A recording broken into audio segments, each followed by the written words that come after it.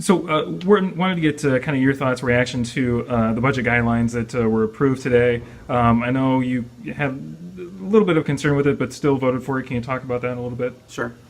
Well, all along for the last few years, there's been a big push from the council to reduce our debt load and to improve our debt utilization and obviously keep a good close eye on taxes because we know that we've seen a lot of increases on fees, even though we've been trying to keep taxes pretty steady or to lower them because of the increased valuations. We're still seeing taxpayers and citizens within the Dubuque paying more out of their pocket.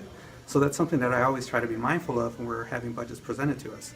And when we evaluated the fiscal year 19 budget guidelines, it looked like a lot of things were being accomplished. We were reducing the commercial, the multi-unit, a lot of things were looking good. And even though we weren't able to cover the full increase to the residential taxpayers, we did cover a lot of that with the 2.71% decrease. It does have a 2% increase, which is about $15 per average homeowner, which obviously we'd love to have seen that be lower. $15, it's an increase. And if anytime we can keep it lower, if we can absorb more of that as a city, I think that would be a good thing.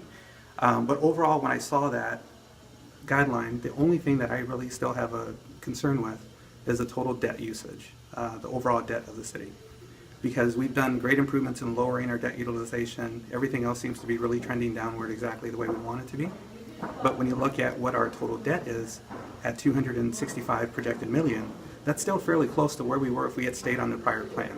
So either we have not really stopped issuing as much debt as we had wanted to, or we found a new way to issue it.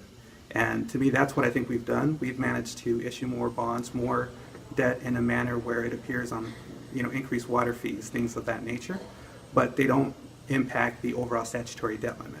So it's great that we're seeing that go down, but let's have it be a real number, and let's also get the overall debt down as well as more of what I'd like to see going forward.